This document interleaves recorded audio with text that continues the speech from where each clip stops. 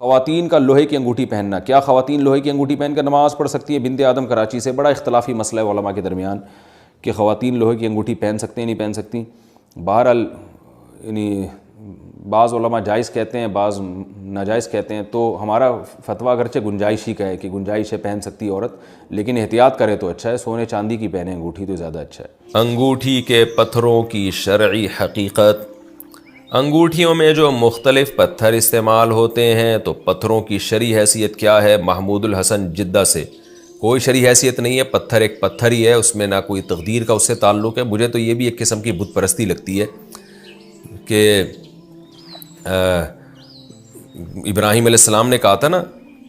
بتوں کے بارے میں کہ یہ کیا پتھر ہیں جن کے انتم لہا عاکفون، جن کے سامنے تم مشٹنڈے بنے ہوئے بیٹھے رہتے ہو، تو یہ کیا ہے، یہ تم نے کیا ان کو اتنا پروٹوکول کیوں دے رہے ہو تم؟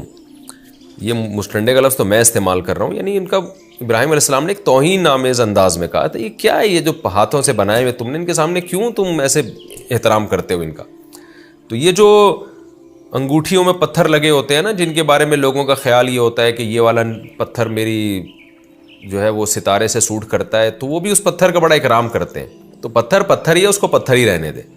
حضرت عمر رضی اللہ تعالیٰ عنہ نے تو حجر اسود کو جب بوسہ لیا تو کہا کہ تو ایک پتھر ہے جو نہ نفع پہنچا سکتا ہے نہ نقصان۔ میں نے تو پیغمبر صلی اللہ علیہ وسلم کو دیکھا ہے تجھے چومتے ہوئے، اگر میں نے پیغمبر کو نہ دیکھا ہوتا تو میں تجھے نہیں چومتا۔ اب باقی یہ کہ مسلمان حجر اسود کو کیوں چومتے ہیں، وہ بیت اللہ کی عظمت کی وجہ سے نا، بیت اللہ اللہ کا گھر ہے، تو اس کے ساتھ اس کی نسبت ہے حجر اسود کی، تو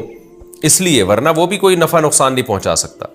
تو یہ جو پتھر انگوٹھیوں میں لگے ہوتے ہیں تو کچھ بھی نہیں ہے، ہاں پتھراؤ کی نیت سے آپ رکھ سکتے ہیں کہ کراچی کے حالات خراب ہوئے،